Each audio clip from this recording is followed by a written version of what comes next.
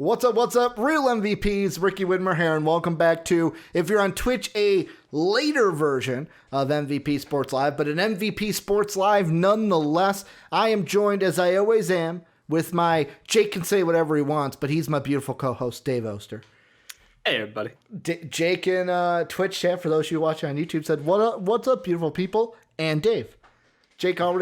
Jake's throwing slander on you after, like I said, you had so many nice things to say about Jake before we went live. Again, like Jake's a to your face kind of person, so I didn't say it to his face. So now he's just got something against me. It's a typical Philadelphia thing. Like that's what happens when you're in Pennsylvania. You just hit your own teams. Mm-hmm.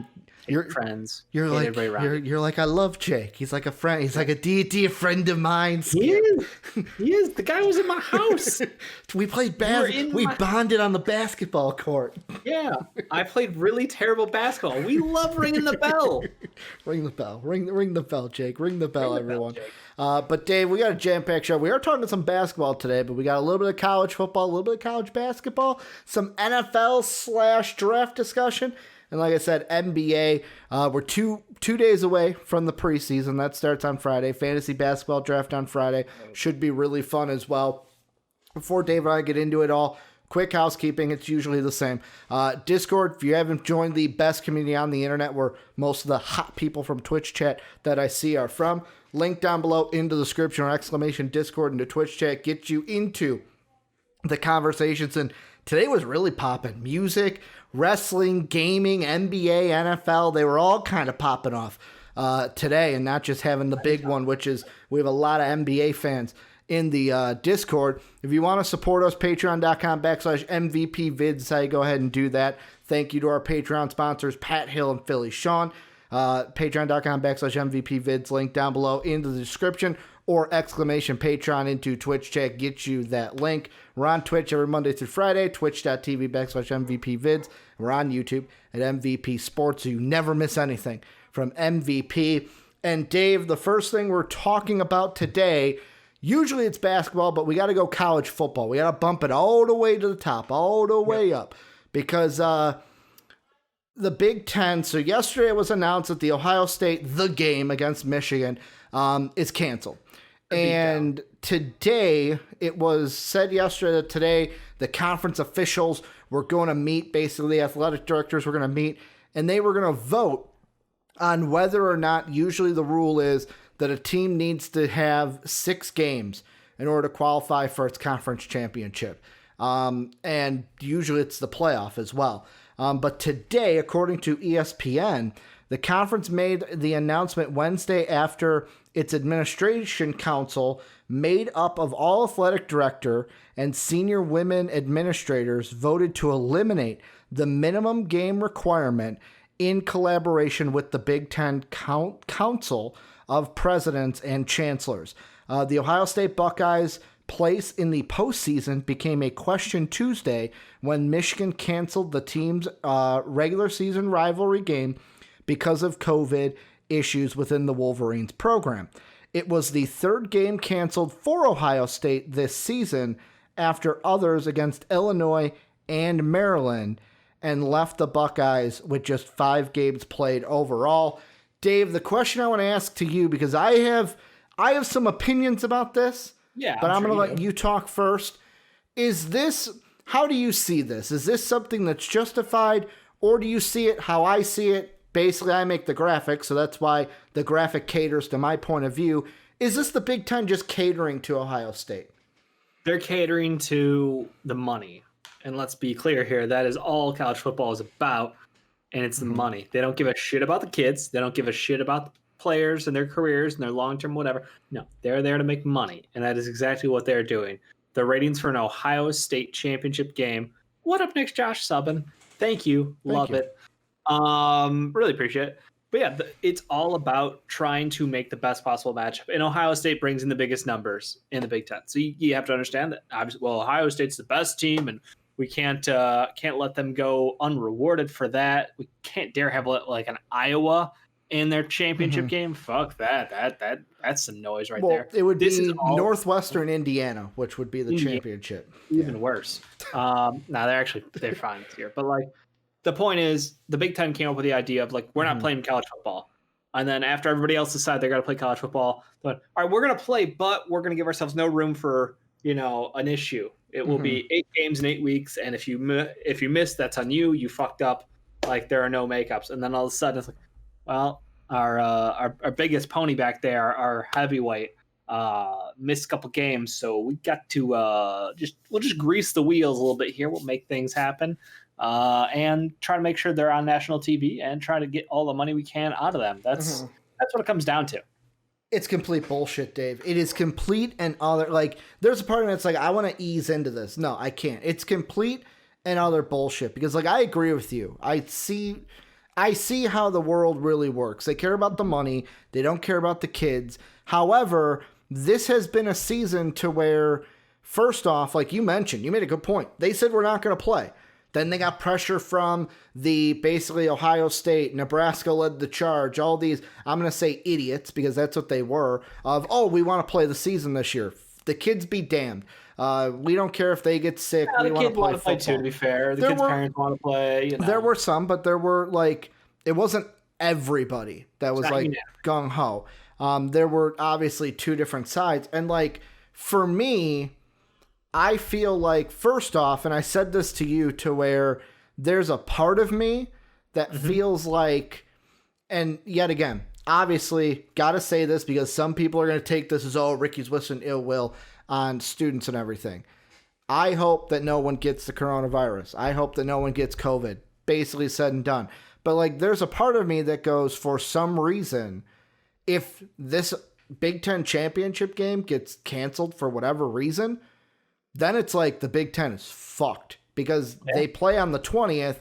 College Football Playoff Committee makes their decision on the 20th. I feel this is the Big Ten catering to Ohio State. And if I'm teams like Florida, if I'm teams like Texas A&M, I'm fucking furious by this. Hell, if I'm even Notre Dame or Clemson, I'm furious by this because Alabama has one game left. They got to play Florida in the SEC title game. So both Florida and Alabama are going to have played 10 games this season.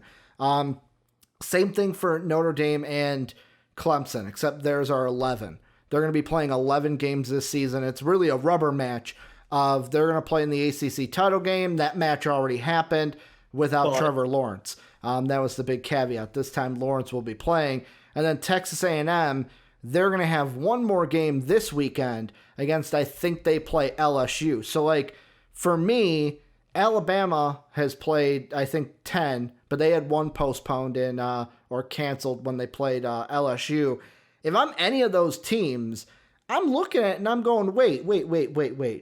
Why should Ohio State, and this is where the college football playoff comes in because we don't know how they're going to vote. Right now, they've kept the top 6 the same, but, like, let's say, for example, Alabama loses, which is above Ohio State. Let's say, Notre Dame or Clemson, one of those teams has to lose.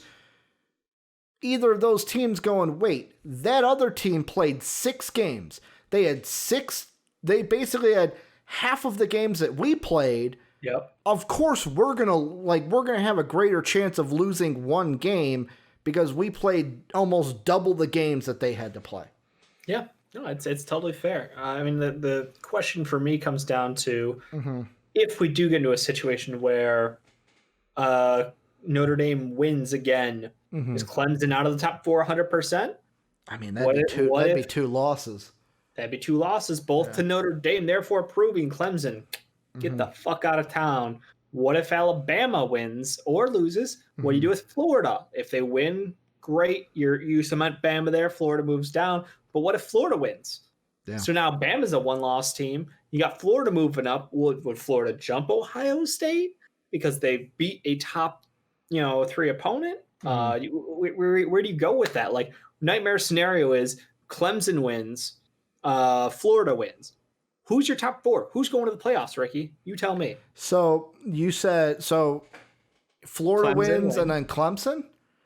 Florida and Clemson both. Okay. If Florida and Clemson both win, Alabama's my number 1. Or no, not my number 1. Clemson's my number 1 because they would have won. I would say, and we're saying Ohio State obviously beats Northwestern to go to 6-0. So Clemson moves up from 3-1. Florida to me would be number 2 because they would have the same record as Alabama. They beat the number 1 team in the nation. So it'd be Clemson, Florida. Are they blowouts or close games? That's the thing. Like, that matters to me. Say they're both competitive. They're both competitive. Within 12 points. Maybe 10 even. I would say my 1 through 4 would be Clemson, Florida, and then Notre Dame, Alabama. Like, I would keep Ohio State out because the other factor you have to think of this is not only did they play less games, which, I mean, the thing that I know Ohio State fans are going to say, and this kind of caters into it, is pulling up their schedule. Out of the 3 games that got canceled, Michigan had the coronavirus cases. Well, Michigan was a terrible team. Yeah, well, Michigan was a terrible team, but they were the one that had the cases that canceled. Right. Same thing for Maryland, November 14th. They were the cases. However, when it was November 28th and Illinois, Lovie Smith was coming to town, Ohio State was the one. That was around the time where their own coach, Ryan Day, got infected with it. So it was like, there's a part of me that goes, you were not at fault. Like, there are and yet again, don't know the proceedings that go on in each of these schools. Like, for example, a Michigan that has them. How did the virus get in? Kind of a situation. Like, what is your protocol? So are you putting blame on Ohio because they had to cancel a game? Well, little bit, because, like, am I wrong for thinking that, like, you think of these other teams, we haven't heard of, like, a Penn State or an Illinois. Illinois, that game got canceled, and Illinois didn't have, any cases. Like, the only thing Illinois had was early on, Brandon Peters had to sit out because it was a, like, close contact thing. Same thing like the NFL was like, oh, you had a close contact. You got to miss the first 2 games of the season because you got to isolate for 2 weeks. So it's like, there's a part of it that's like, well, what was your protocol like if you were a team that got infected? Because, like, the general opinion or general, like, for me would think if you're doing everything you can to take, like, every precaution that's needed, you wouldn't have a lot of cases, I would think, right? Unless it's like hey, we're going to lax here, lax there, and then obviously the virus gets in. Yeah, I mean, I guess my question at the end of the day is just, if you were in the committee, would you penalize Ohio State for them being the cause of them missing a game? Yeah, they only played 6, and like you said, the strength of schedule, not incredibly tough this year. Yeah. Would you blame them? And then is there, what percentage do you give them to miss out on the top 4? Is there any percent that they would miss out on the top 4, assuming they win against Northwestern? You know what, for me, if I'm going off of what I think the committee will do, if Ohio State beats Northwestern, they will be in. Okay. I don't think they should, because you bring up strength of schedule. It's an interesting thing. Like, Maryland, Illinois, and Michigan were not going to be wins that catapult you over all the other people. It's like your best wins are what, 18? Like, Penn State was ranked 18th at the time. Your best win is what, Indiana, which I am so glad that what is going to happen. Well, actually, I think it had to happen before 1 o'clock today, Eastern time, and I didn't hear anything about it. I was so happy that they didn't do a thing, because, like, there was also a rumor going out that, so Purdue also has COVID cases. If Purdue would have canceled against Indiana, which they did, there was a chance that Indiana and Ohio State could have got together and said, hey, you're without a game, I'm without a game, before Wednesday at noon Eastern, or noon Central time, basically, let's play each other. To me, if that would have happened, that would have been extra bullshit, because then it's like, oh, I'm getting to play my best opponent that I've played this year twice. When usually it's like all of college sports, it's like depending on the conference, like I think the Big 12 is you always play everyone once. But then there's ones for, like, the Big Ten is one, for example, you play everyone on your side once, and then you alternate years with teams in the other conference. Yeah. Final question for you. Yeah. Is it the committee's job to put the teams in the tournament who have earned it, or to put the 4 best teams in college football there. The second because one. The latter. Yeah. The latter. That's why I think Ohio State's in, because I think regardless of who they've played, who they've beaten, the fact that they screwed up and had COVID in their own system and got, disqualified, or they had to cancel a game, I still think that they're one of the best teams in college football. And if you had to draw names out of a hat as far as like, hey, what matchup would you want to see? Ohio State's going to be on that list. Well, whether they deserve it or not doesn't matter. If they're one of the 4 best teams in college football, they should be there. And that's why I am hoping. Obviously, like, to me, I feel like Florida and Notre Dame, it's not like a foregone conclusion that Ohio State is leaps and bounds better than them. That's why I am hoping Notre Dame beats Clemson, even if it's by 3 points, and that Florida beats Alabama, because to me, I would then, if those 2 teams won, I would say, well, then there's no conclusion. Florida, Notre Dame, Alabama, and Clemson are your 4 best teams this year. Like, because even if Alabama and Clemson lose, even a 2-loss Clemson team, really, if you're going to take the thing too of like Ohio State, you had 3 games canceled, then you should then look at Clemson and go, well, we're going to take one of your losses away because you didn't have Trevor Lawrence. So like, yet again, there's that too of like, they didn't like, this is going to be a weird time for college football, but like maybe some people will call me an Ohio State hater. I think they shouldn't get it. Like if 6-0 and depending on what happens, I just feel like this is catering to the conference. This is catering for everything because the Big Ten waited and at the last second changed their mind and then put themselves in this situation. They could have from the start been like, we're going to play a football season and have the same kind of year that the SEC and ACC are having. Not saying they should have, because I was on the other side of like, I was so happy when they said they weren't going to play a season because I saw that as standing their ground, that we care about the kids. We don't want anyone getting sick or anything.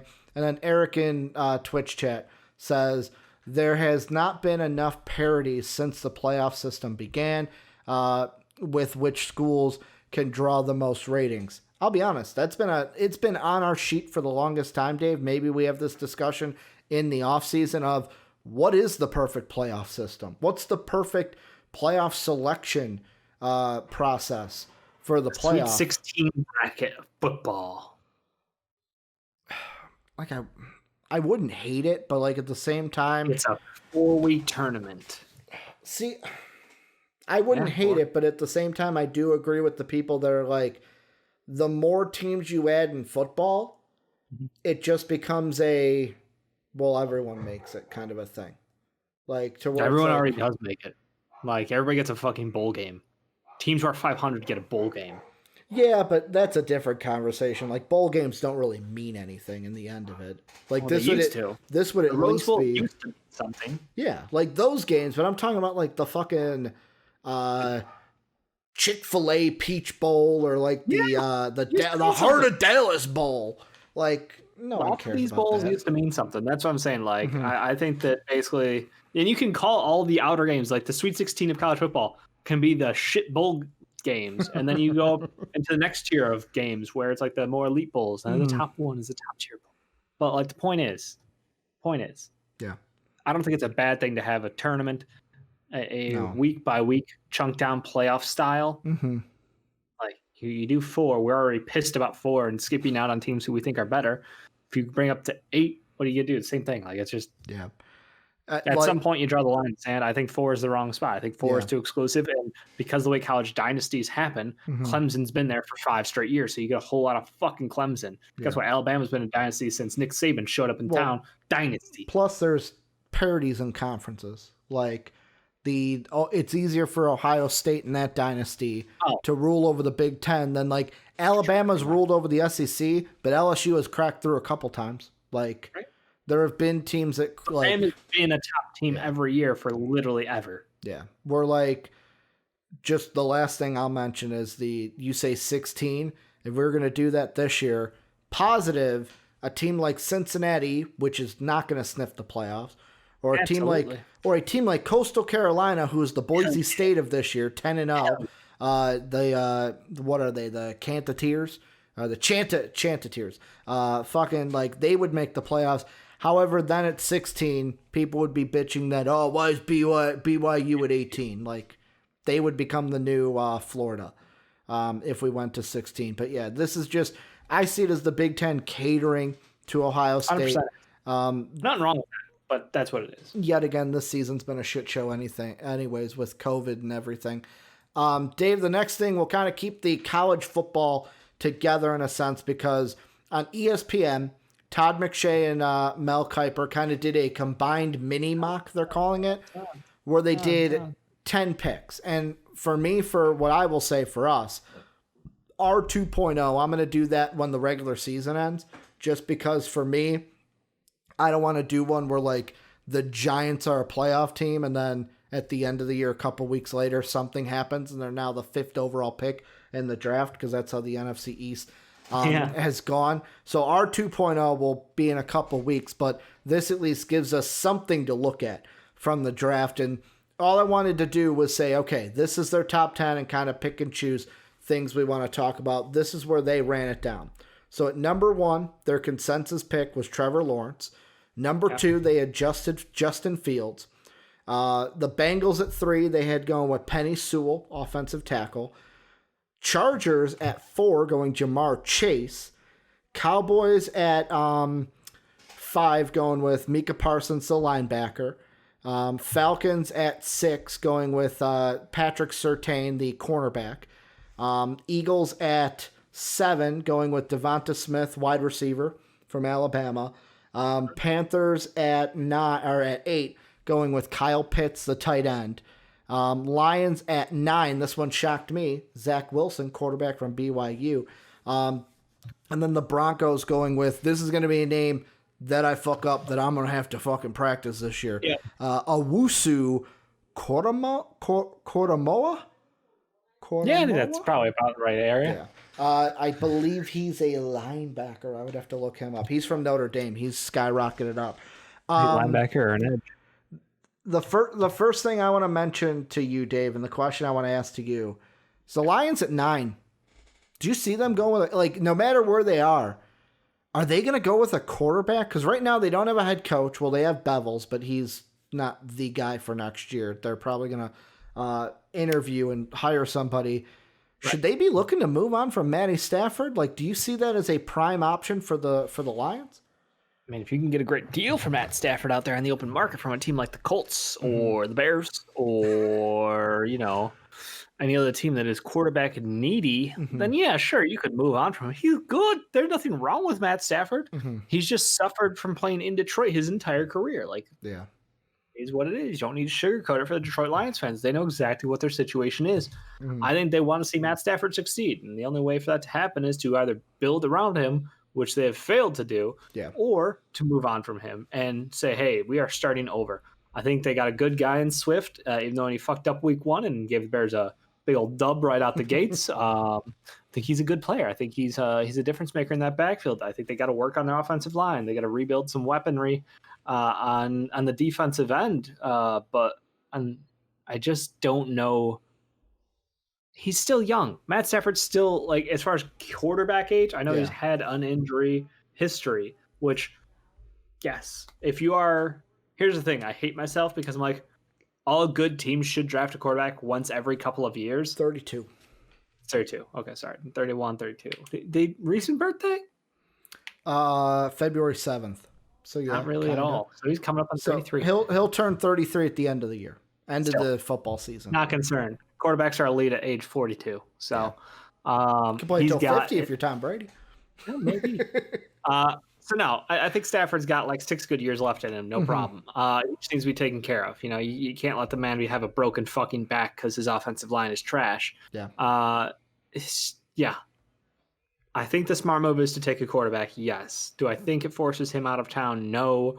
Do I think it gives them some security and makes them feel better? And if something does happen, they have an option. If he does struggle, they can look to move on from him and not feel horrible like they've got no backup plan. Yeah. So I 100% am cool with them taking a quarterback in the top 10 here. It doesn't mean that the team is rebuilding immediately, but it does mean that that's where the thought is going. Yeah, I mean, for me, and this kind of brings in one of the other interesting things from the top 10 is like for the Lions, for me, Matthew Stafford, and I wanted to pull up the contract situations for the Lions in this. I don't think, like, if you think Zach Wilson is the guy, go ahead and take him. Like, obviously, like if you think Lance is the guy, take him. If you think Wilson's the guy, having either of those guys at number 9 would not be a bad pick if you think that he's the guy moving Trask. forward.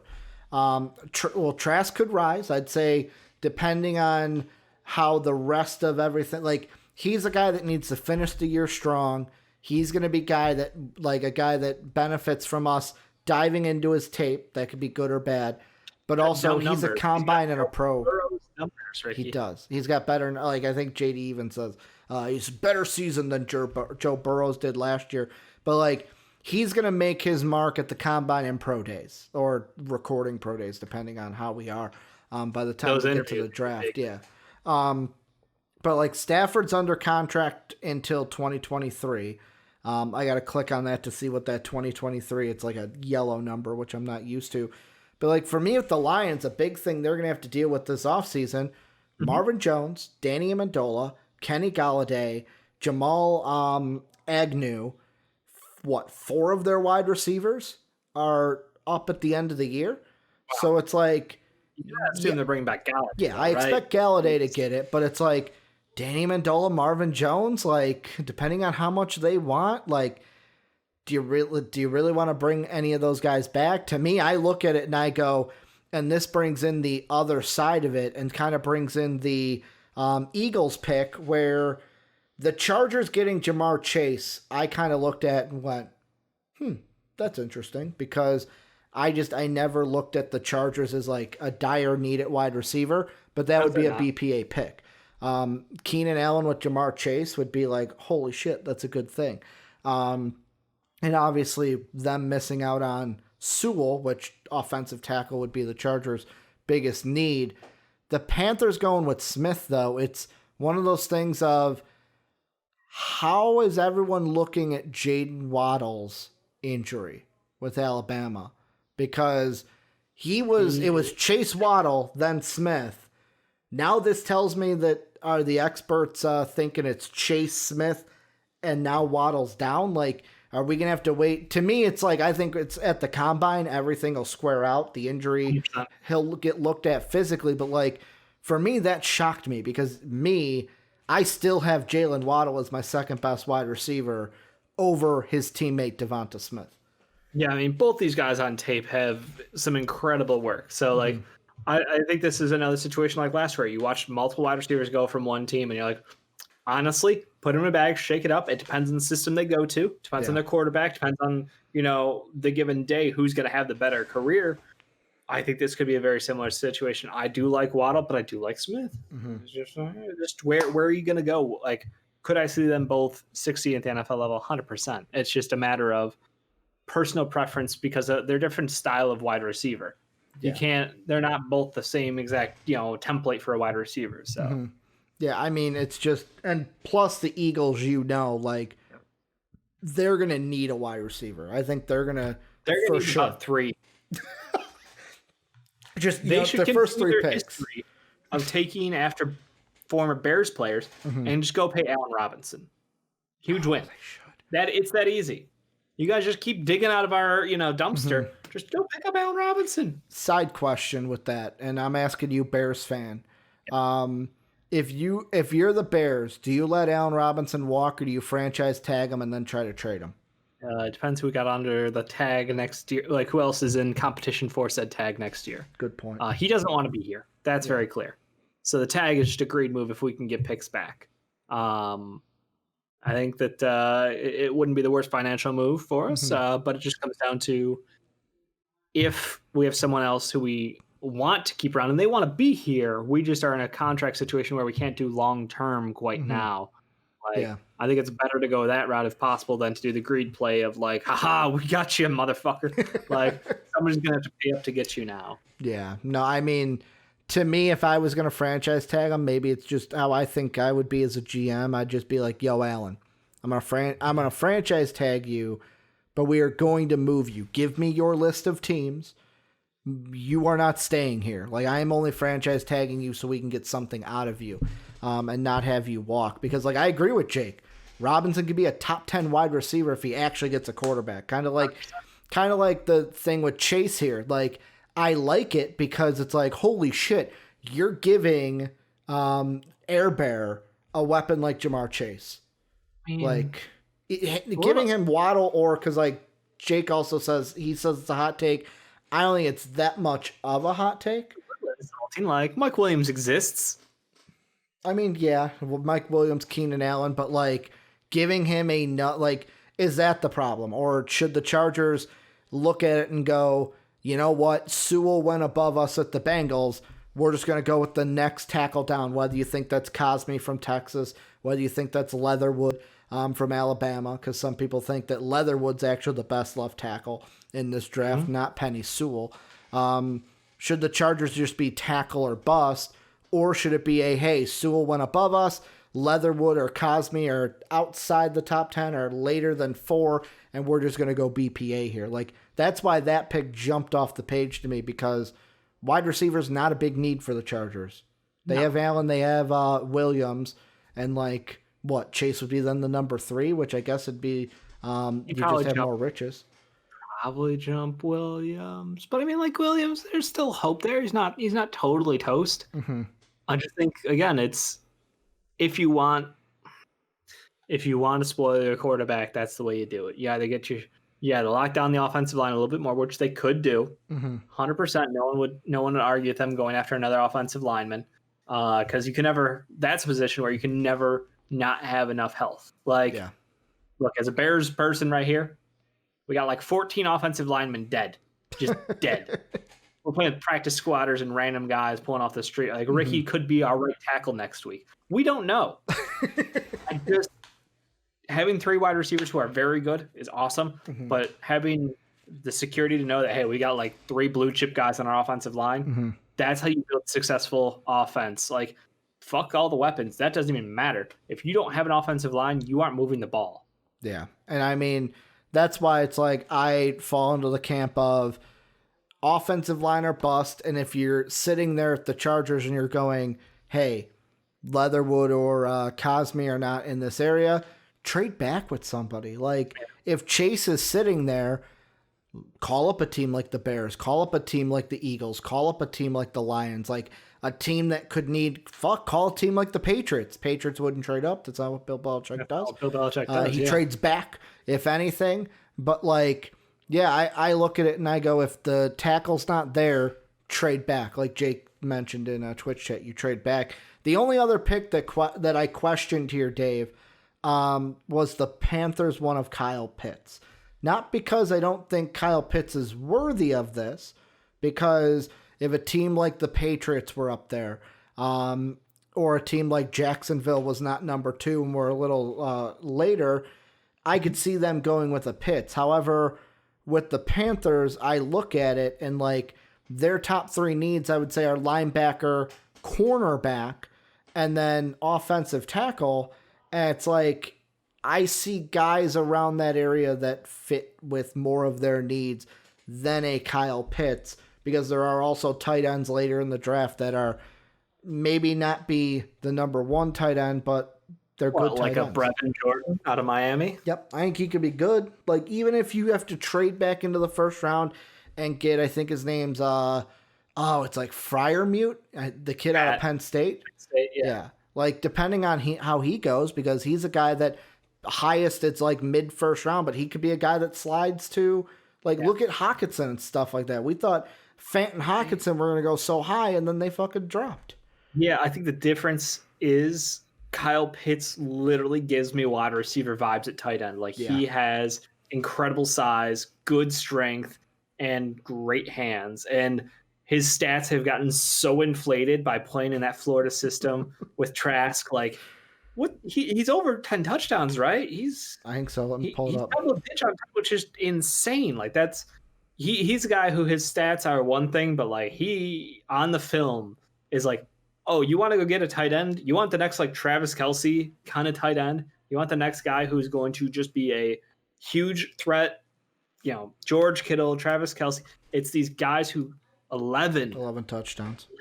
It's insane. You want a guy who is a threat across the middle of the field, who can run a seam route and just punish other teams. Kyle Pitts is that guy. Like he's one of those guys who I put like an asterisk by, because I could see taking him early in the first round. Mm-hmm. I absolutely have no problem with it, because I think he is a special tight end. And like when you go through the top tight ends in the league, we always talk about it. Like there's maybe 7 of them at the top, and then it's everybody else. Mm-hmm.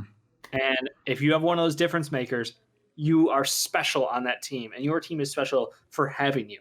Yeah, I mean, and looking at the Panthers, like Robbie Anderson and DJ Moore are locked up. Curtis Samuel, Pharaoh Cooper, they're going to be unrestricted free agents. And like the Panthers don't have a good tight end. Like they've got 3 guys to me in Manhurts, Ian Thomas, and Colin Thompson, who they don't have a Gronk. They don't have a Kelsey. They don't have like the big names. So like I could see it, but it's just like a young quarterback's best friend, Ricky. A tight end. You're good. Plus, I mean, they might even look at it as a look at Teddy Bridgewater when he had Kyle Rudolph. Kyle Rudolph, he ain't your Travis Kelce, but like, Kyle Rudolph. I feel bad for Kyle Rudolph only because like he's just stuck in his career has taken like especially fantasy wise, it was like shit. Kyle Rudolph's a god, and then it's like, oh shit, they're throwing to Diggs and Thielen more. Now they're throwing to Thielen and Jefferson more. To Kirk Cousins. Yeah. With some gaps in the middle. But point being, I think, look, the athlete that is Kyle Pitts, 100% worth taking in the top 15. I have no problem with him going top 10 even. Yeah. I think he's a difference maker because speed, size, hands. He seems like a smart guy. He knows how to find gaps in teams playing zone defense. What is he? Pushed off EJ. Oh, push off the Saints thing. Smart play. It's a smart play. He's a smart player. The Pat McAfee just look hard cam and just do this. Yeah, one of those. Last thing I'm going to mention, and this is before we go on into the college basketball thing, Dave. This has nothing to do with the draft, but it's a Bears thing since you brought up the Bears. Bring it up. So I watched a video from, was it Bleacher Report? It's from a month ago. They did like interviews with like players where it's like they're playing pool with one of their guys. And it's like an interview while playing pool. And it was Devin Hester, and I'd never seen it. Do you want to know what Devin Hester said about Jay Cutler in that video? What's that? He said, if I was talking to Jay man to man, he goes, I would tell him he's the best quarterback I've ever played with in terms of knowledge of the game, accuracy, arm, like talent-wise, he's the best quarterback I've ever played with. However, he is the worst leader I have ever played with. Like, apparently, he's like, communication, doesn't have it. He goes, Jay Cutler is a guy where it's like, because they asked him, like, why weren't you ever, like, the number one wide receiver? Like, you were the number one. Why wasn't your stats better? And he goes, Jay Cutler was a guy where it's like, he didn't have conversations with anyone or get anyone involved. He was that's my guy, and I'm going to throw them no matter what. I thought it was interesting. I appreciate that perspective. I mean, a man with whose back went like this was our number one wide receiver over Devin Hester. And he came out of literally fucking nowhere to do that. So, like, I'm pretty sure it was just the fact that Devin Hester couldn't catch the ball is part of why Devin Hester wasn't the number one wide receiver on our team. I think that had a little bit to do with it. Play calling also. Bubble screen to Devin Hester was literally his only play that we dialed up for him because our offensive coordinators get the returner in space, Dave. Get him in returner in space. It's a simple concept, but everyone knows what's happening. So why even fucking do it? Because they literally just line up a third fucking corner over there. Like, we know your bubble screen. He's just gonna peel and go. Yeah. Like, he's not even gonna try. He's gonna go for the pick, or he's gonna just deck you as soon as you catch the ball, like Reggie Bush style. Like, it's gonna be bad for you. But I'm not shocked by any of this news.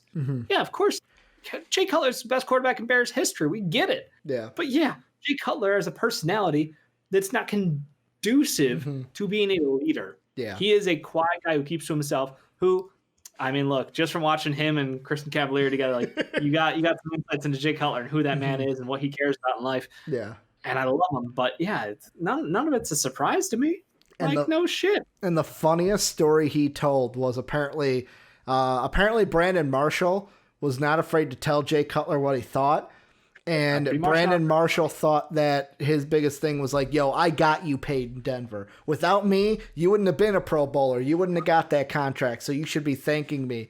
And there was one story Devin said where he's like, Marshall was letting him have it. And he goes, I'm standing next to Julius Peppers. And I go, he's like, I'll tell you this. Every time he doesn't throw to fucking, I almost call him Allen Robinson, Brandon Marshall, I'll give you $50. Every time he throws to someone other than Brandon Marshall, or no, it was every time he throws to Brandon Marshall, you got to give me $50. Every time he throws to someone else, I'll give you $100. And he goes, he threw to Brandon Marshall 21 times. To where it got to the point where Peppers is like, dude, I'm out. I don't have enough money to pay you anymore. I was thinking Marshall was our best wide receiver by a long shot. Now, could other guys contribute? Sure. But Brandon Marshall, again, strong personality. I love Jake. Give Peyton Hester and imagine what would have happened. I didn't want to. That's RPOs with Taysom Hill and Devin Hester in the backfield. Yikes. The amount of damage done on any other football team, but instead of special teams king. Yeah, which is also a conversation for another day of should he be a Hall of Famer on his return alone? Returner of all time. Yes. Okay. Because that was something else they talked about that I didn't think about until that. The thing that happened in the Super Bowl, and that only memory from that Super Bowl, right, Dave? Does it? What else do you want? Super Bowl got canceled after that, right, Dave? Game didn't happen. 7-0, 6-0. Next point didn't even count. Let's move into little interesting comment that Coach K said. So Coach K, Illinois, beat the Duke Blue Devils last night, and defeated by Illinois last night. Yeah, so I said lost too, didn't I? You said a lot of things there. Illinois beat Duke. That's all you need to know. Second loss for Duke at Cameron Indoor this season. They lost to Michigan State. Loss. Illinois is 2-0 against them at Cameron. Yeah. Only team with more than one victory, undefeated against Duke at Cameron. Just putting out there. Right to the mountaintop. Well, yeah. I guess Coach K had some comments where changing the opinion a little bit, Dave, where he went ahead and said the exact comment here from ESPN, I would just like for safety, the mental and physical health of our players and staff to assess where we're at. We're just plowing through this, is another comment he said. People are saying that the next 6 weeks are going to be the worst. To me, it's already pretty bad. On the other side of it, there are these vaccines that are coming out. By the end of the month, 20 million vaccine shots will be given. By the end of January or February, another 100 million. Should we not reassess that? See just what would be best? Kind of leaning into the, hey, we shouldn't be playing basketball during this pandemic. Where was this before the season, Coach? Like, is this just something where is Coach K having sour grapes because his team has been beat twice at home this year? A place where usually teams don't beat Duke because of that big student section that's right up on the floor. Yeah, there are a lot of people who do that hometown. But to be fair, we are, literally 2,500 people are dying a day at this point for the last couple of days. He's not wrong. It's terrifying. Mm-hmm. And I'm sure that a lot of the kids on the team have family members or friends who might have COVID or, might be experiencing some of the extremes or may have lost someone to it. Mm-hmm. And you're telling them that they can't go home because they're playing basketball. Mm-hmm. Like, that's the shit we don't know. And we don't hear those stories out of these things because they don't get the media time because it's college. Hell, look at Cat in the NBA. We didn't know about him and his 7 family members until it came out. Incredibly tough for someone to lose that much family in that quick of a time span. So with the sheer number of people in college basketball, I guarantee you someone on every team knows someone who has passed away from COVID. So being kind of put in that position, I can imagine that like the longer this goes on, the more people on that team are going to be directly affected by this. So I get it. He's probably trying to, again, as a college coach, you're like, part-time father figure for these kids too. Yeah. Like, that's a tough situation to be put into where these kids are looking to you for answers. You don't have answers. And the best you could be like is, hey, if you want to go be with your family, that's fine. And the 100% a right answer. There's no wrong answer. If you want to go home, be with family, do it. If you want to stay here and play basketball, do it. Yeah. But it does put you in a really rough position. And I think that that's something, as more and more people are being affected by this pandemic, that that's probably hit home a lot closer to him and his team and his family. So I get that, he even understands that, hey, me saying this right now doesn't sound great because my team just lost, but it doesn't make it any less true. Yeah, like you said, we got our butts beat for the good of the game and the mental health, physical player, the staff. We need to constantly look at this thing. I think that's a smart thing to do. I know the NCAA is worried about the end game. There's not as worried about the game we're playing right now. And my big thing is, like you just mentioned, Dave, even if he's aware that this doesn't look good, it's kind of one of those things to where I think of the fact of there was no way for you to say this right now and it for to look good, because the way it comes off is sour grapes. If you had won these 2 games, are you publicly saying the same thing? Or can you say this? That hits different. Yeah. The point's not any less valid, though. I think at least starting the conversation is something that's good, that's happening from someone who is as highly regarded as Coach K. I think that's the positive I take away from it. What you're saying is not wrong, and coming from someone in a high position, this is great to hear that, hey, there are second thoughts about this season going on right now, and we shouldn't only be focused at the tournament and the money. Different than football. Different from what we've heard from the football coaches. Different, yeah. So, again, what do you think grand scheme? Do you think that we see a stoppage in play at some point if things get – literally 2,500 people died today. Do you think at some point we do see a stoppage, near Christmas, as we get closer and the numbers continue to grow? Unless there's a mass amount of actual athletes getting infected, no, I don't. Because the way I see the NCAA viewing this is they're in a bubble to where it's if but they're not. No, but I'm not saying that kind of a bubble. I'm saying it doesn't matter if Uncle Joe and Grandma Sue die of COVID. Hell, it doesn't even matter if Mama Jean dies of COVID. If none of the athletes are getting sick and there's not a mass amount of obviously there have been games canceled, games postponed. Literally the 1-2 matchup in the nation, Gonzaga versus Baylor. And Gonzaga had two straight games because of it. We'll wait to see what their next game scheduled will be, and if everyone is going to be eligible to play in that game. We don't know yet. Yeah, and I think that it's going to be the sense of there's not going to be enough of that for the NCAA to say, no, we're going to cancel the season. If anything, it's going to be what we see in football, where it's just keep the season going. We'll either fit games in or especially non-conference games, especially right now, non-conference games are to the point where it's whatever, this game doesn't fucking matter. I know number 1, number 2 would have been good, but it doesn't matter in the end scheme of things, because if you win your conference or win your conference tournament, you get an automatic bid anyways. And plus the selection committee is going to do the same thing the playoff committee's doing and kind of take everything into consideration. Right. But the quality of the game has already suffered from it. Yeah. Do you think if Duke had the powder puff lineup like they normally do to start their season, they'd look a whole lot better by the time they're playing the fucking ACC? Yeah. 100%. But the problem is they started off playing actual competition. They didn't get those warm-up games essentially to start their season out. So we're already getting a lower quality basketball than we should be because of that. And it's a question of, hey, if so-and-so is going to be out for a couple weeks, now we're watching a team who's down a notch. It's just I don't know at what point of quality loss are coaches / players going to stop, or is there just, hey, the NCAA, like you said, will just push on. It's not about the player. It's about the brand. It's about the March Madness. It's about all the money. We're going to make this happen regardless of you. Or I'll go on a limb and say this, Duke ain't that good this year.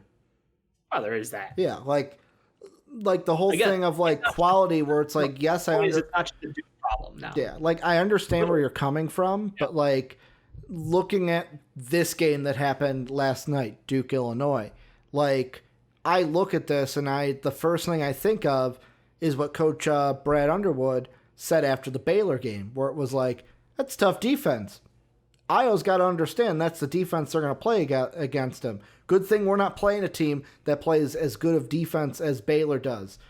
And Duke didn't play defense as good as Baylor did. Like, that's what I saw from it, to where it's like... Only defense as good as Baylor can. Yeah. I looked at it and I go, like, yes, this season is, like we said about all the sports, microcosm. NBA will probably be the only one where we look at and go, 2 seasons are affected. Maybe, like, NBA, NHL, and MLB might have the, like, 2 seasons are affected by it.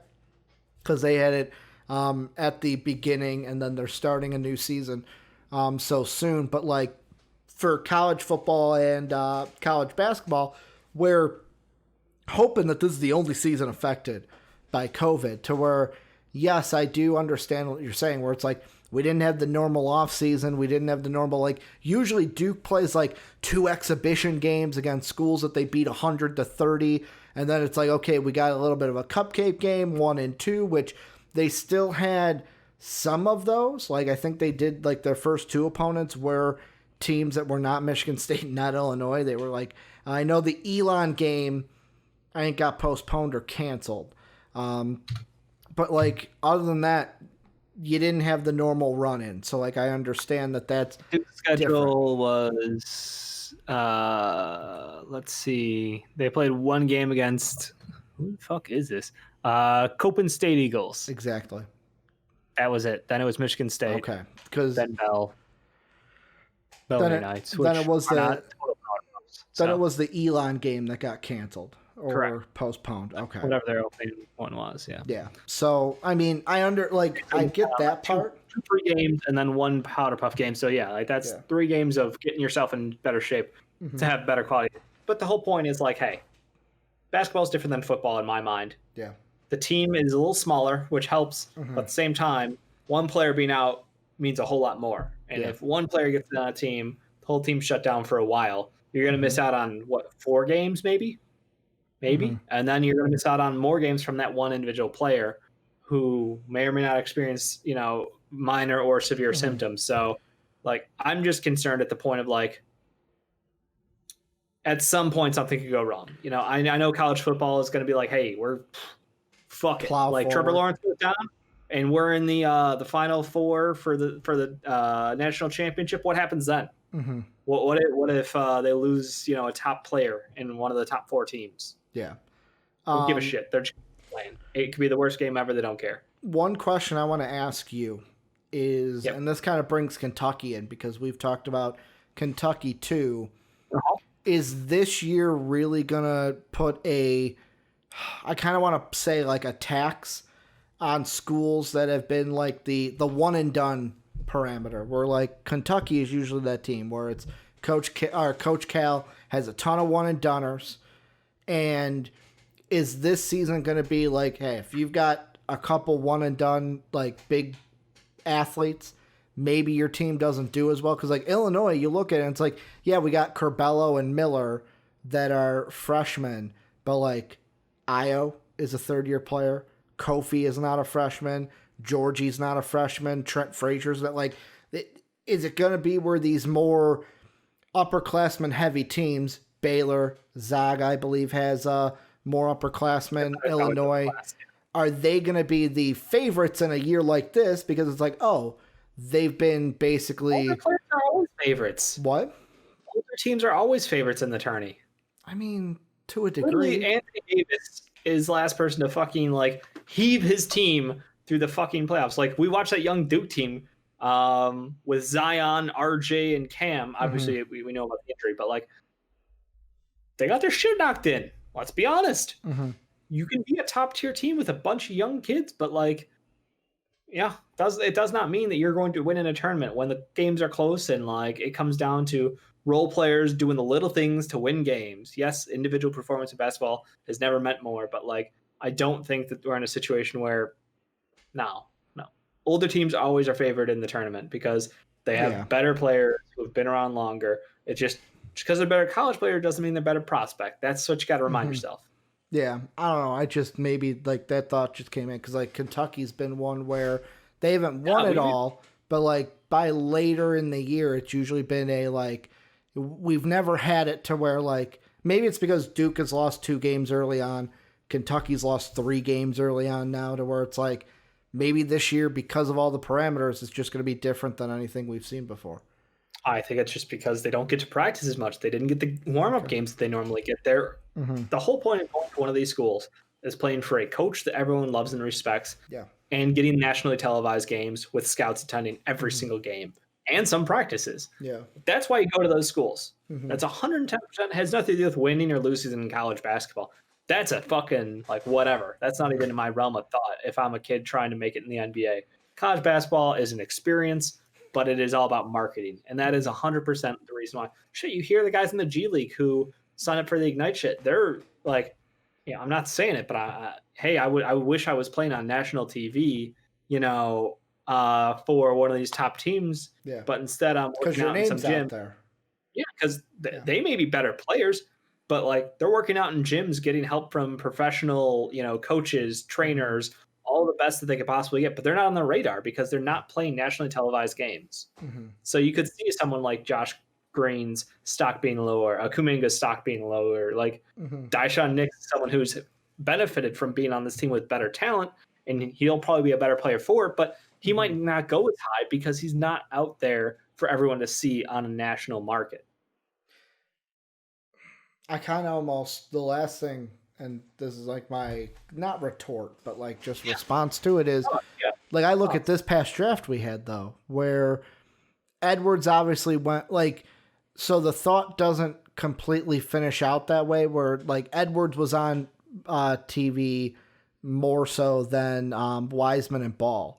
But like Wiseman and Ball were still in discussion for the number 1 pick to where it's like, I kind of have a feeling like if we're talking draft, it's like if you're that good of a player, teams are still coming down to crunch time going to scout you. It's the blog boys and the fans that maybe don't talk about you as much because they didn't see you play on the tourney. Kind of like how Pat had a little, not quarrel, but a problem with the Discord because it's like a lot of people were saying, oh, I don't know who this person is because they didn't see him in the tourney, which a lot of the non-hardcore college basketball fans don't get introduced to some guys until tourney basketball where everything is on national TV.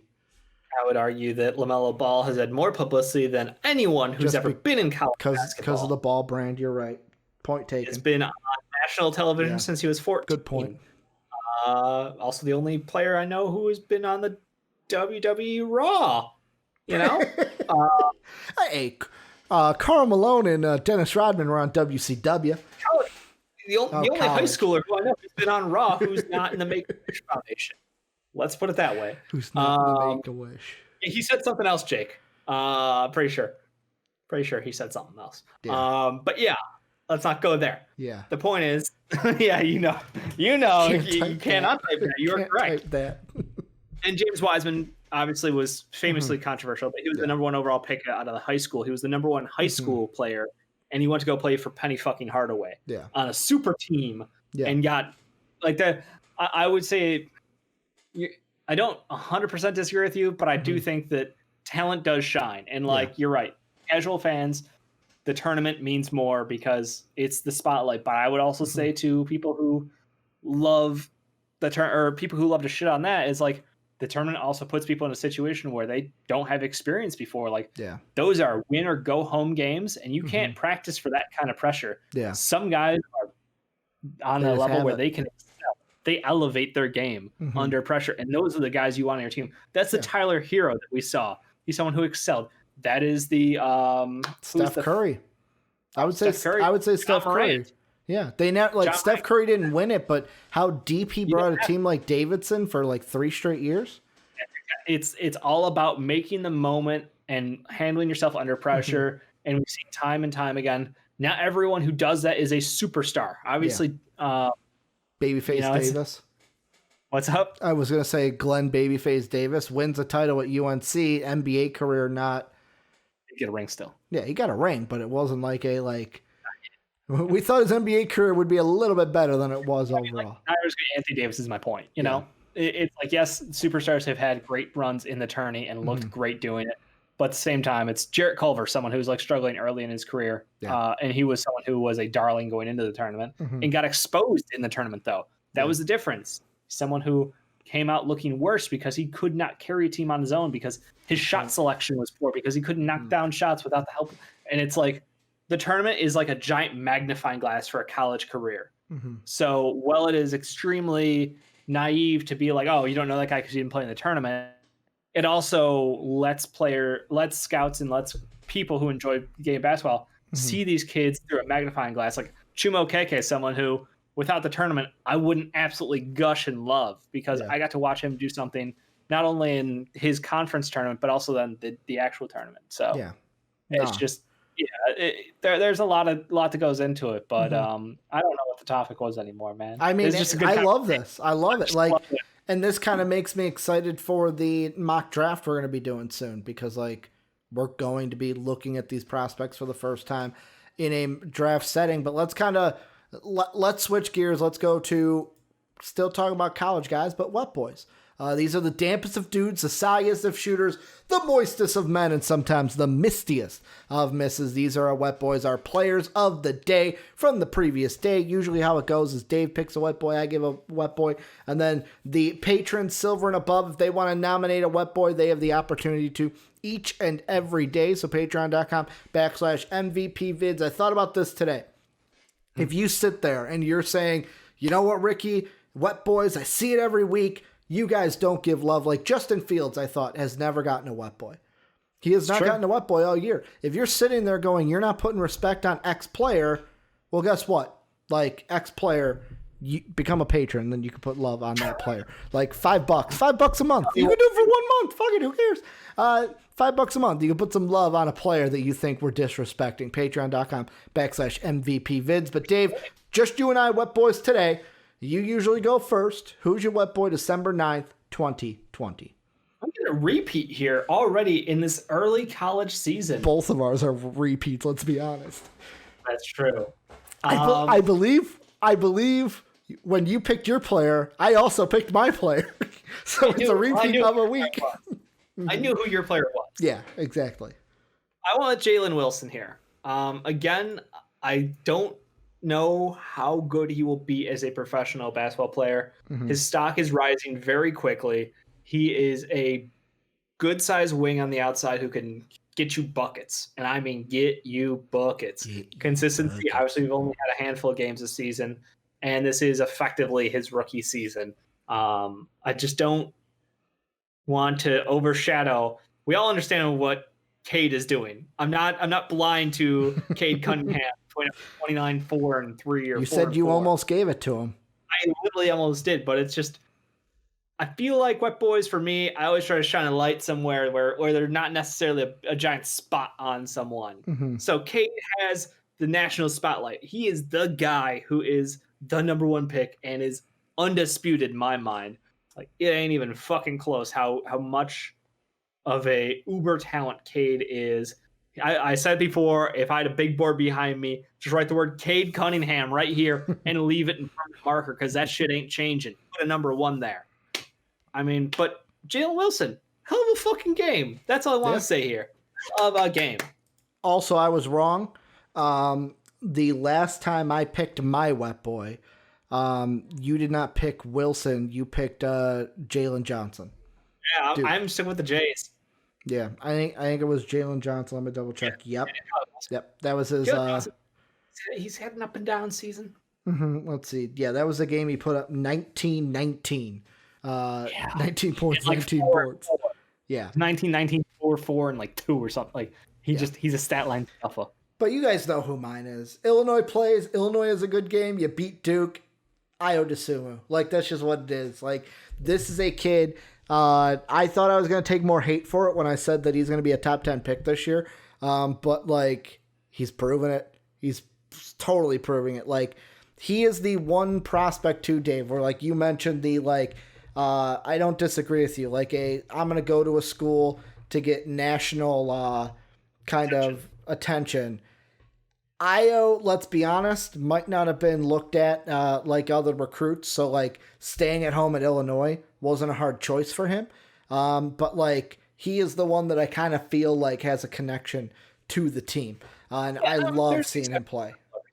I agree with you. Like he's someone who I think we all were surprised when he came back because his freshman year we were like, this kid could go late first round. Like we're thinking like 25 to maybe 40 range, 25 to 40 if I remember that conversation right. But then he was a clear second rounder as the season went on. That's why. Yeah, second year it was like, he's a second rounder. And then he came back again and I'm like, man, this guy is like, we'll see. But he has shown up a different person. Yeah. Like he literally ate another person and became more muscular. That's what it looked like. Ricky showed me the before and after photos of him. He is a strong boy. So yeah, shout out to him. Fuck it, Dave. I'm gonna put up the Ao DeSumo thing, and I'm gonna pull up that picture because, like, if you should get rid of with just the head, like fuck it, just jacked Ao. I'm sorry, we've been saying it for years. DeSumo. Fuck it. I know it's in your message. He's performed well. I'm not shocked he didn't put up his 3-point percentage there. It wasn't so hot. Yeah, and let's be fair here. He was defended on half of those attempts, so he's got to work on some things. But like I've seen growth out of a player, and that's what's most exciting. Is like he's a guy who, if you went his freshman year when he was going to get like a second round option, I don't think he would be this person. Mm-hmm. I don't think the NBA G League would have made him this kind of a player. Yeah, and that's what's cool to me is like we see so many guys who are like, going to get the paycheck. I can go get, $1 million to be a second round pick, and I can grind my way through and work with NBA level coaches. Just because it's the right answer for one guy doesn't mean it's the right answer for another. And I think he has benefited massively from being with the same team and the same system and being able to build and work on himself. There you go. Yeah, that is a like last year to this year, where it's almost like he's a completely like different dude body wise. Yeah. Where like his fucking arms this year looked like Zion's calves last year. Like that's just how big Zion's fucking calf was. Let's be honest. I mean, Zion's calves were bigger than that. I'm be honest. Okay, but maybe, yeah. But like fucking like he's got a strong shoulder game. Yeah, like fucking if I could, I know what I have to do, Dave. It's just man, if I could ever have shoulders like that, and fucking like I would pay it. Start doing the 100 fucking workouts. Hey, maybe I got to email Pat McAfee, see if Tommaso Ciampa can get me on that program that he's gonna put Pat McAfee on to get those abs, Dave. Fucking have those. Diet, though. What? Yeah, gotta get the Arby's diet. Gotta eat Arby's each and every day. But yeah, those are our wet boys. Let's move into main NBA topic for today. I know show's been kind of long, but fuck it. It's been good conversation today. Dave, Giannis has yet to sign a Supermax. I know we were saying like, AD's waiting for Giannis. Tomorrow. What? And you're like, nah, fuck that. Fuck it. Like, here for an hour. Do you want to push it to tomorrow? Yeah. Let's hit the short topic. Gasol can lead tomorrow because who knows what'll happen tomorrow. All right. We only have an hour show tomorrow, so like let's. I don't see Giannis signing it, but okay, we can talk about it tomorrow. We'll do the shorty then. Paul Gasol returns to the Lakers. Do you think 40 years old? I know wants to play with his brother Marc Gasol. Is this happening? 100% happening. Now this is a player coach situation. This is like a Udonis Haslem situation here. He's going to get a couple minutes throughout the year. Mm-hmm. It's going to be great to watch the two brothers out there. We got to watch them tip off against each other in the playoffs just 2 years ago. Mm-hmm. It was an incredible game between the Raptors and Bucks. Like something special, something you never see. And that's an all-time cool thing. But getting to play together on a championship caliber team, that's something else. Paul is going back home. And again, someone who made his career with the Lakers. Mm-hmm. I can only imagine the warm welcome he's going to get. Yeah. His time with Kobe Bryant was something special. And again, his connection to the Bryant family, the Lakers, the buses, like he is a Laker legend and no doubt will be in their Hall of Fame. I love the reunion. I knew he wasn't done with basketball. Mm-hmm. So don't expect anything out of him. It's just as a mentor, as an assistant coach, basically at the end of the bench. Like, this is perfect for this team. Yeah. I think that's exactly what they need, is someone who's got that, like, been there, done that wisdom that Rondo had. Rondo's gone. You need another player coach on the team. And Paul Gasol, one of the smartest, craftiest, like, best people you could possibly add to a team. So before I get to the actual point, I have to say this whenever Paul Gasol is brought up in a conversation. Fuck Garpax. Just got to say it, because to this day, like, Jake will never let anything about the Saints down. I will never let down that we got nothing for Paul Gasol at that trade deadline in 2016. Should have totally traded his ass. Not that he was bad, but, like, we weren't going to do anything with him. Let him walk to nothing, and that's when he went to the Spurs. So my mini rant is over. My thought with Paul Gasol, and this is kind of like you bring up the player coach kind of a situation, which is not a bad thing, but my first thought was, at 40 years old, how much does he have in the tank to where is it going to be more of mentor and coach rather than player out there? Like, that's not a bad thing for the Lakers, but, like, is it going to be more so of a, like you said, lean more on the coach and mentor side of Paul Gasol? He gets thrown out there with his brother in the season so they can play together. He gets the reception from the Laker fans, but it's more, hey, we're leaning on you for what your knowledge is of the game rather than what you can do on the court for us. Yeah, I think 100%. I mean, I'm sure he can teach Anthony Davis a thing or two. I'm sure he's got some drills he could work through with AD and get him a little better. Maybe he can help out Montrezl Harrell, be less of a piece of shit. Who knows? Like, that's the thing. Tell me how you really feel about Montrezl Harrell, Dave. Okay. Bigger piece of shit, Montrezl Harrell or Marukes Morris last year for what he did to Luka. Marukes Morris, obviously, but, like, Kemba I love how you Walker went straight to Kemba too. I naturally rent free, Dave. Rent free.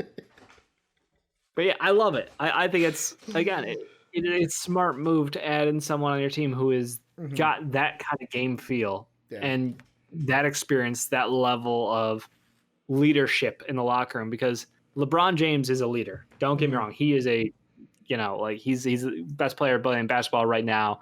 He is so smart, so incredibly everything, but, like, you can't just put it all on him. Anthony Davis is a very quiet guy. You need another vocal guy in that locker room. Yeah.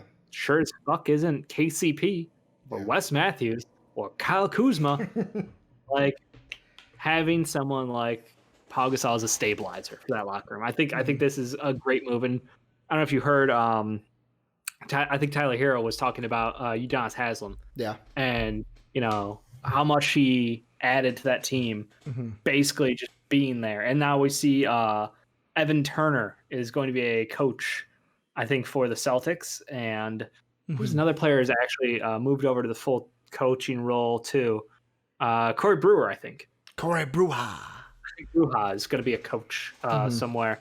And it's just like being able to sneak someone back in on a player contract. Having them available to basically be another coach. That's awesome. That's the progression I love to see, because it's guys who have the passion, who have the knowledge, who, just because he's 40, I get you. You're not going to get 20 minutes a night out of him at elite performance. But, like, he can roll out there for, like, 4 minutes a night, 5 minutes a night if you need him. Pass the ball, hit an open three. Paul Gasol was the leading 3-point shooter on the Spurs literally 2 years ago. Good point. In this NBA too, like, in this NBA where getting some 3-pointers in there is definitely needed. It makes happy. It makes LeBron James happy. It makes the head coaching staff or the coaching staff happy. Like, and it makes the Bucks and the Lakers fans happy. Yeah. It's a win all around. It's a very nice story. To me, I'm more focused on the story, Dave. Like, for me, it's not about because, like, you're right. What he would add knowledge wise is going to help this team. But let's be honest, this is a team that doesn't necessarily need it. Where they're still going to be a championship favorite. They'll probably go back to the finals unless something, like, miraculous happens for someone else. But it doesn't hurt them that way. I'm more interested in the getting to play with his brother. The first time we see them on the court at the same time is going to get a pop from people at home. What? Outside of international play where they beat us down. Yeah, good point. But, like, seeing them on the court for the same time, if they do get a ring, And it's like he gets to basically Brett Favre it and walk out with his third championship, all of them with the Laker, gets to retire as a Laker. Like, at least it's also if this is going to be his like last season, where how many guys actually get to play in the last year they like retire with. For example, like if Joakim Noah, like how he's headed towards retirement, I'm thinking he's going to do the same thing that like Luol Deng did, where it's like sign the 1-year deal with the Bulls, retire a Bull, to where it's like Paul Gasol would have had to do the same thing, sign a one-day deal with the Lakers, retire a Laker. But now it's like, hey, I get to play with my brother for 1 more year, and if I'm done at the end of the year for sure, because I'm 40, I get to retire a Laker and actually say I played my last season, rather than doing like the 1 day and then retiring with the team. Rehab, you know? So like he should be. I haven't seen workout footage or photos or anything. Now, if he's not in shape, then whatever. But like, it doesn't really matter. Yeah. Again, he's there on a minimum. He's just there to be a guy in the locker room. And again, it's a nice thing. Like it's kind of like a nice, like, obviously the Lakers winning the finals after Kobe passed away means a lot. But if they could do it again with Paul Gasol, Kobe's second best teammate of all time, like that would mean a lot too. Who's his first best teammate of all time, Dave? Oh, okay. I was gonna say, but that's off of performance-wise, right? Not because they liked each other or anything, right? I think Kobe liked a lot of players more than Shaq, but Yeah, I was like, I'm like, is he going talent? I'm like, because I was thinking like personality-wise of like, he can't mean Shaq, right? They fucking hated each other towards the end. But hey, they won championships. But that's going to do it for MVP Sports Live today. One thing that I didn't mention at the top of the show that I'll mention now is Dave and I will have a special surprise for you guys tomorrow. We're going to have a special guest. Not going to say who it is. You'll have to tune in tomorrow to see who the special guest is. But we're going to be joined by somebody.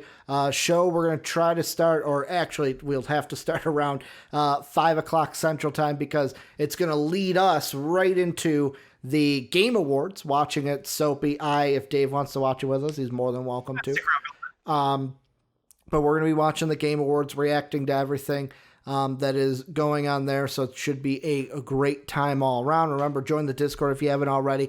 Link down below in the description, or !Discord gets it to you in Twitch chat. If you want to support us, patreon.com/MVPvids. How you do that? Again, link down below, or !Patreon gets that into Twitch chat, where we're live every Monday through Friday, twitch.tv/MVPvids. But we are also on YouTube at MVP Sports as well. So go ahead and follow, sub, and make sure you're all tuned in, tapped in, like a spinal tap into MVP. We're just soaking that sports knowledge right into your head each and every day. Dave and I will be back tomorrow with our special guest.